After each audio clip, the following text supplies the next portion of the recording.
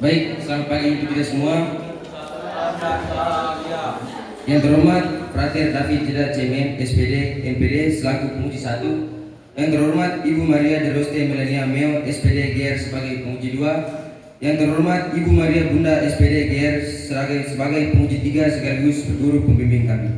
Dan yang saya kasih teman-teman sekalian, berdirinya kami bertiga di sini untuk mempresentasikan hasil karya tulis ilmiah kami dengan judul Analisis Antropologis tentang Peran Perempuan Tertua dalam Pewarisan Tradisi Makan Leye pada Suku Lewe. Sebelum memulai presentasi kami, izinkan kami memperkenalkan diri. Saya Yosef dan Cesta Kuasa Makin sebagai pembicara 1 sekaligus moderator. Saya Maria Kedo sebagai pembicara 2. Saya Veronica Lepatra-Pilia sebagai pembicara 3. Langsung saja, bab 1.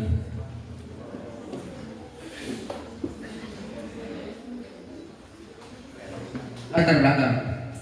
Keberagaman budaya di Kabupaten Lembata yang masih sangat kuat menjaga adat dan tradisi. Salah satunya suku Lewe dengan tradisi makan leye sebagai warisan turun-temurun. Tradisi yang dijalankan oleh peran perempuan tertua dalam suku Lewe. Namun perkembangan zaman mempengaruhi keberlanjutan tradisi. Sehingga perlu mengkaji nilai-nilai dari tradisi dan peran perempuan tertua dalam menjaga tradisi ini.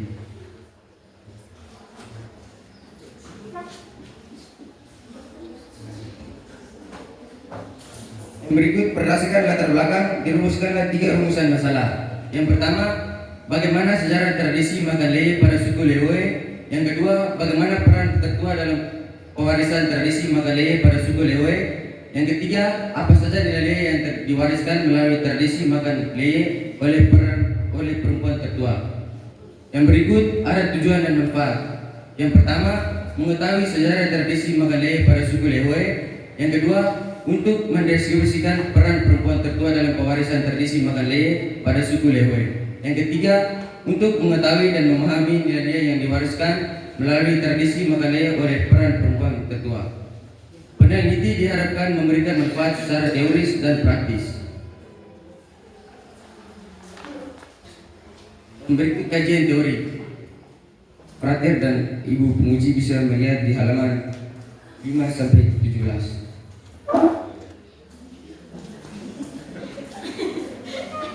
Yang berikut metode penelitian. Jenis penelitian yang digunakan adalah penelitian kualitatif dengan pendekatan antropologis. Karena data yang digunakan berupa kata-kata dan pendekatan antropologis yang berkaitan tentang tradisi dan kebudayaan. Objek yang diteliti adalah peran menantu perempuan dalam pewarisan tradisi makan leye pada suku Lewe dan nilai-nilai yang terkandung dari tradisi tersebut. Data yang digunakan dalam penelitian ini adalah data kualitatif dan sumber data berasal dari sumber data primer yang diperoleh langsung dari narasumber dan sumber data sekunder yang diperoleh dari buku, jurnal, dan sumber lainnya yang relevan. Dalam penelitian kualitatif, instrumen penelitian adalah peneliti itu sendiri, karena peneliti yang turun langsung ke lapangan untuk mengumpulkan data. Yang berikut, teknik pengumpulan data yang digunakan dalam penelitian ini ada wawancara, yaitu peneliti tanya jawab dengan narasumber, dan studi dokumentasi sebagai data pendukung.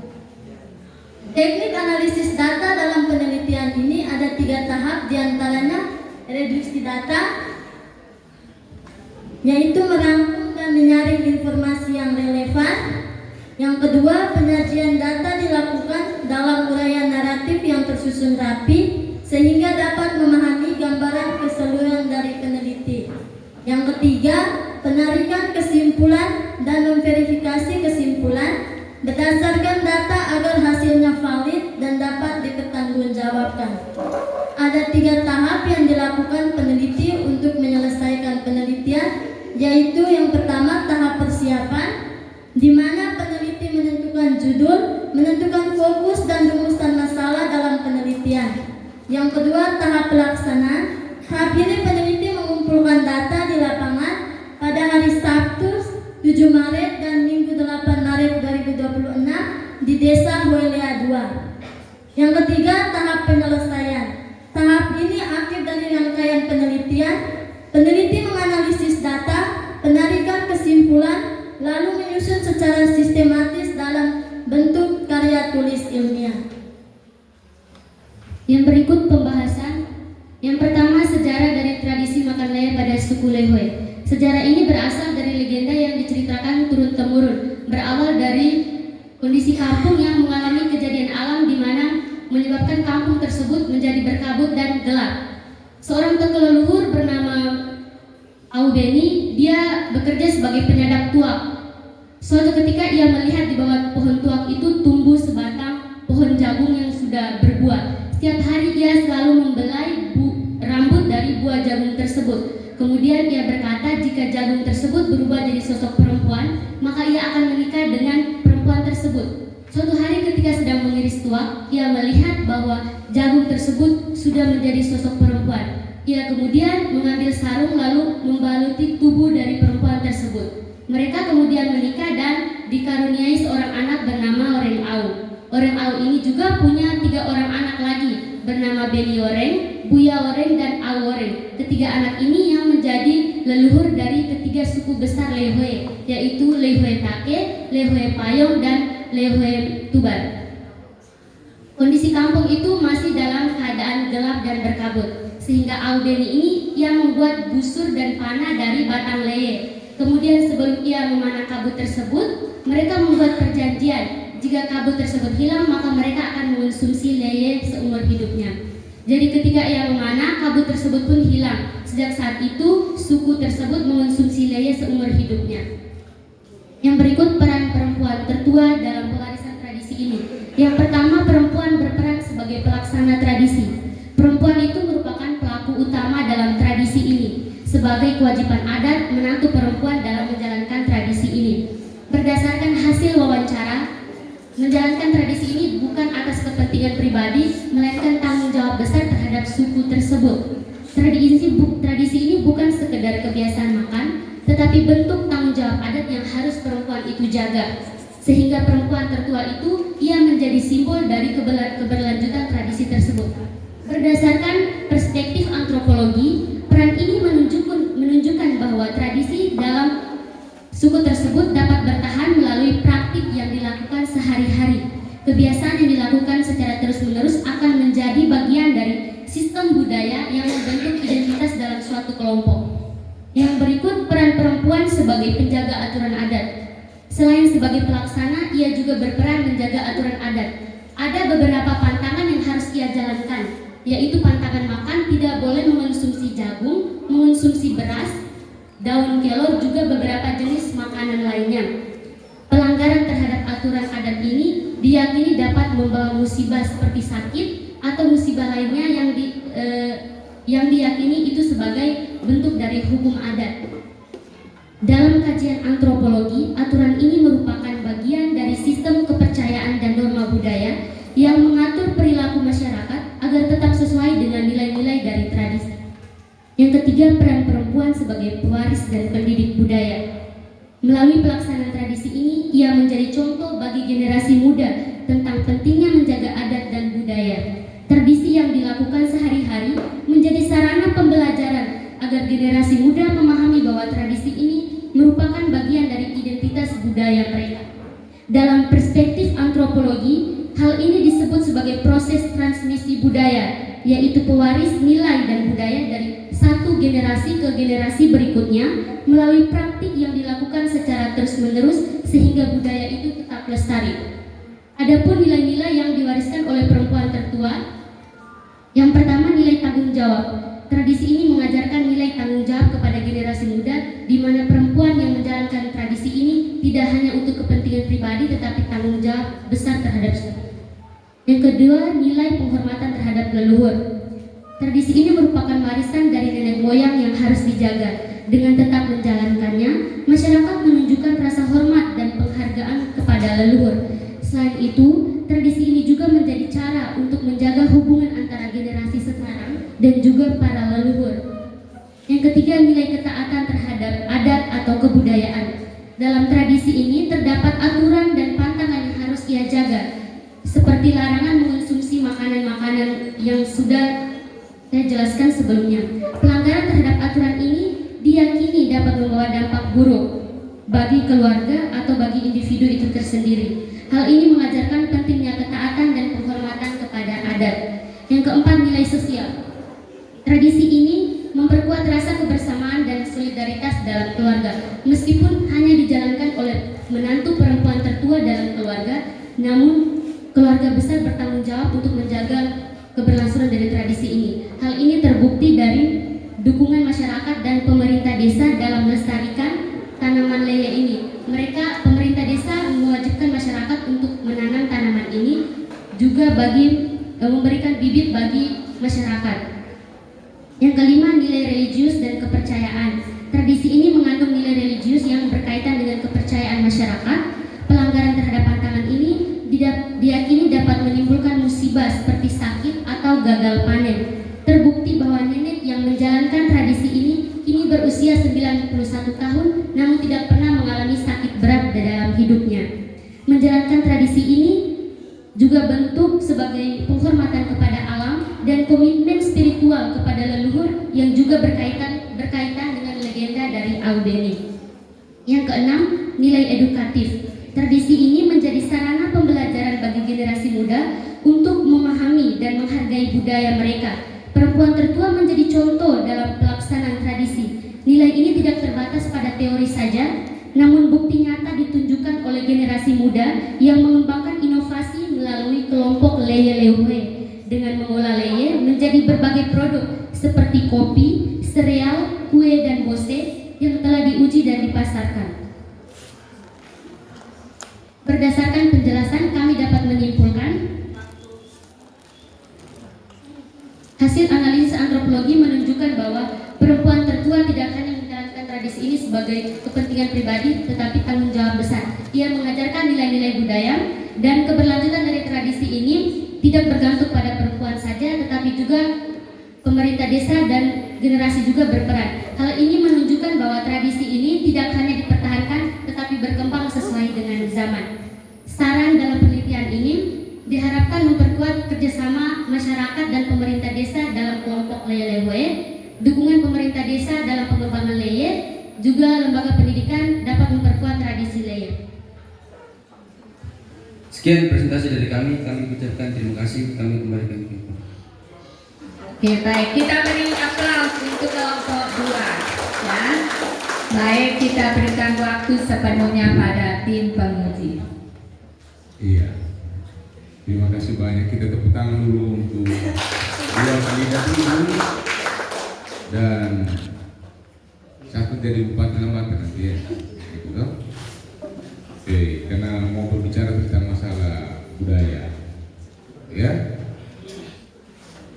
Saya belum terlalu mendalam betul tentang Lembata. Saya pikir di sini garis patria apa ini? Tidak. Menghargai yang bapak-bapak lebih tinggi daripada mama. Patriarki ya, gitu ya. Dan ternyata di salah satu suku itu menempatkan perempuan lebih penting. Ada faktor penting yang harus diambil peran. Kalau di Ngada sebenarnya di kampungnya ibu ini itu mama-mama yang posisi nomor 1, kecuali saya di pantai ya, gitu. Baik.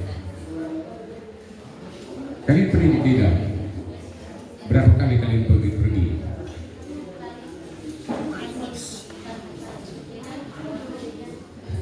Kami penelitian 2 hari saja. Nah, jadi kenal betul. Okay. Maria, oh, bukan. Veronica dari Kedah. Iya, Frater. Maria dari Kedah. Dari mana? Dari Nagawutun, Pak. Putra sudah. Yosef?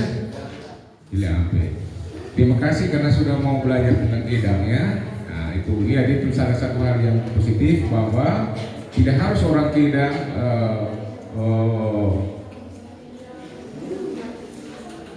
berusaha untuk mempromosikan Kedah, ya, seperti itu. Bisa juga orang dari Bulandoni, bisa juga orang dari Ulape, begitupun sebaliknya, ya, gitu ya.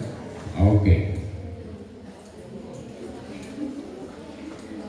Tadi desa apa tadi namanya? Desa Holea, Frater. Holea ya, Holea. Lalu suku ini suku Leuhoy. Hoi. Baik, Leuhoy. Saya ada beberapa pertanyaan yang harus dijawab ya. Nah, yang pertama, dari perspektif antropologis, ya, mengapa peran ini secara spesifik melekat pada perempuan tertua? Adakah simbolisme tertentu dalam suku Leuhoy yang menghubungkan sosok ibu perempuan tua dengan ketahanan pangan? Terlalu panjang, bisa tangkap. Tadi ulangi, Frater. Oke. Mengapa peran ini secara spesifik melekat pada perempuan tertua? Adakah simbolisme tertentu? Mohon jangan ribut. Kalau tidak nanti yang mau diuji penonton ya. Adakah simbolisme tertentu dalam suku Leuhoy yang menghubungkan sosok ibu atau perempuan tua dengan ketahanan pangan? Baik, Frater, terima kasih atas pertanyaannya.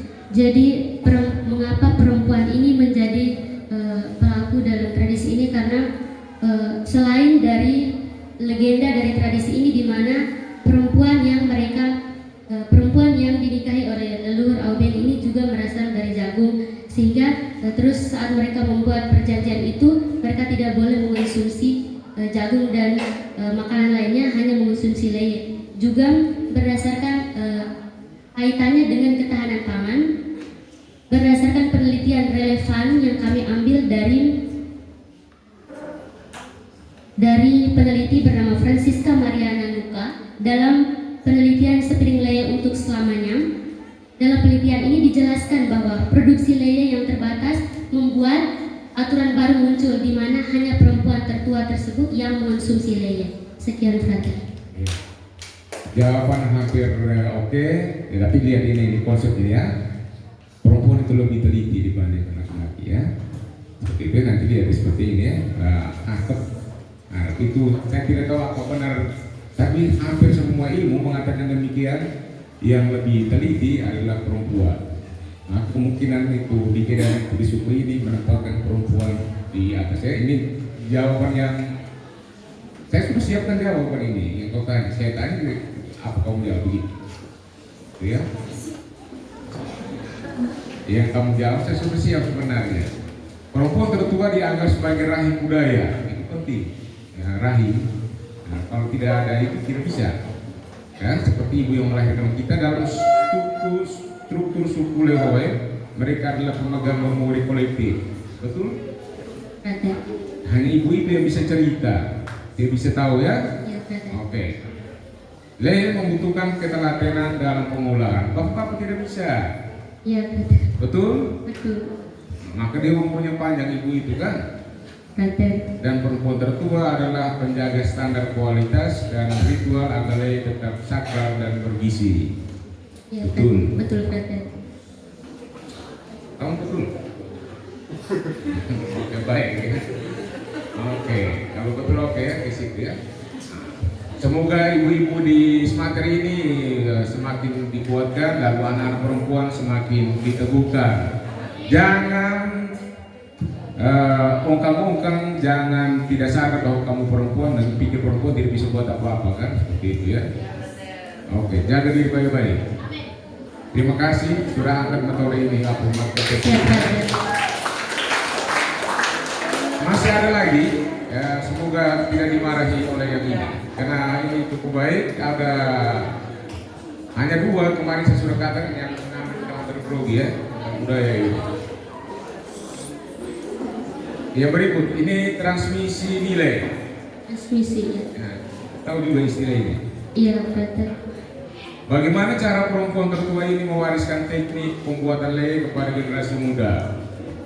Apakah melalui instruksi lisan, praktik langsung, atau ada ritual khusus di dalamnya? Baik, terima kasih untuk pertanyaannya, Frater. Jadi untuk mewarisi teknik pengolahan lei ini, Frater, kepada generasi berikutnya, karena saat ini kan sudah ada kelompok lei-lei, mereka juga membantu bagi generasi lainnya, generasi muda berikutnya dalam pengolahan lei ini. Kalau untuk pewarisannya, Frater, itu tidak ada ritual khusus untuk perpindahan pewarisan tradisi ini kepada generasi berikutnya. Itu hanya melakukan simbol seperti ada membuat simbol di dahi itu dengan sebuah tanaman wakora, Frater. Itu mereka hanya buat simbol di dahi. Itu dilakukan ketika generasi sebelumnya sudah meninggal, baru dilanjutkan oleh generasi berikutnya. Sekian, Frater. Ya.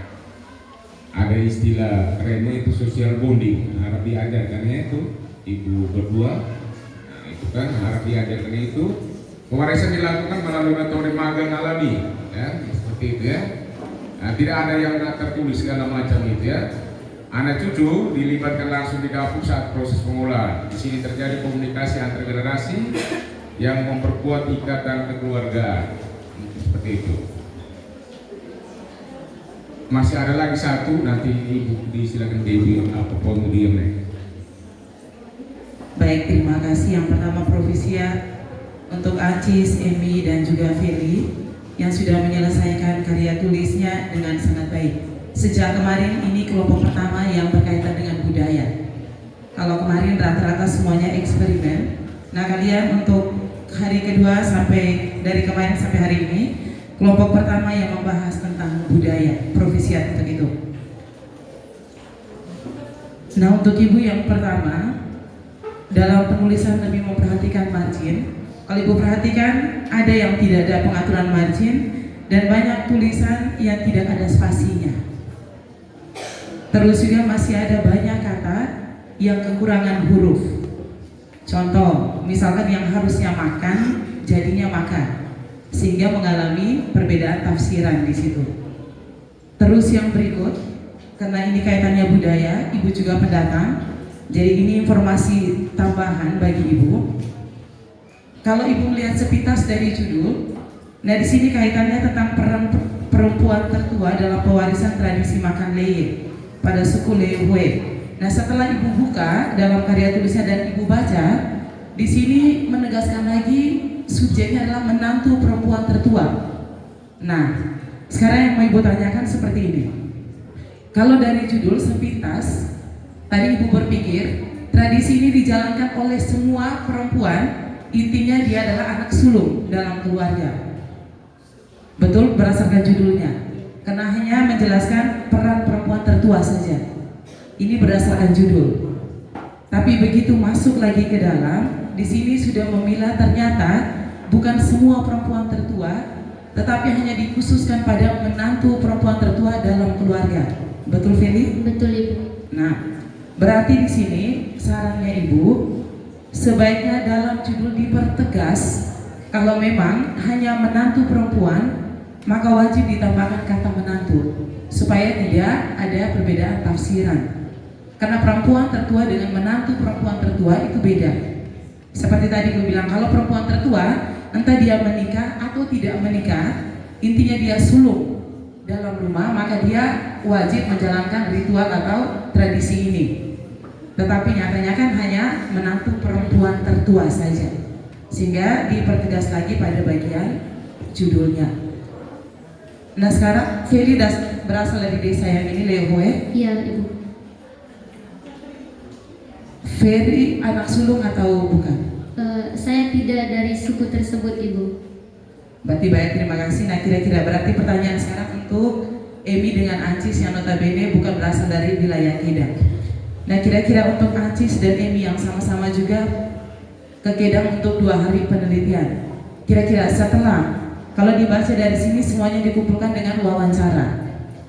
Nah, berdasarkan hasil wawancara yang kalian lakukan, kira-kira menurut kalian secara pribadi, apa makna tradisi Leye ini dalam suku Lehoe di desa Huelea? Untuk kalian sendiri, kalau Feli pasti jelas tahu karena orang Kedang. Tapi ini untuk Emi dan juga Ancis yang notabene bukan berasal dari wilayah Kedang. Silakan.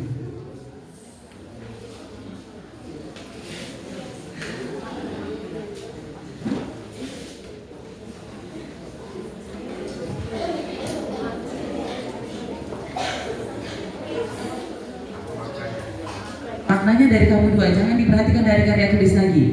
Kalau yang di karya tulis ini kan hasil wawancara kalian dengan tetua yang ada di sana. Tetapi ini dari kalian dua, yang notabene juga sendiri melakukan penelitian ke wilayah Lehoe.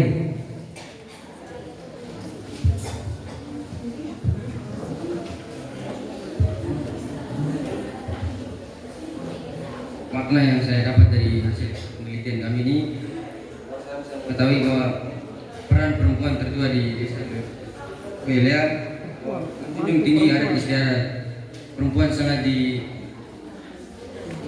dan ditinggikan di sana, di desa Huelea.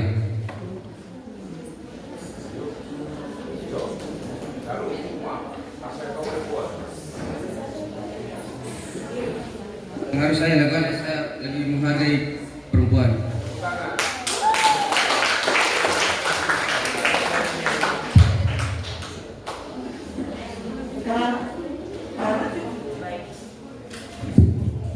Baik, terima kasih Ancis yang sudah mewakili Emi untuk menjawab sekian dari Ibu.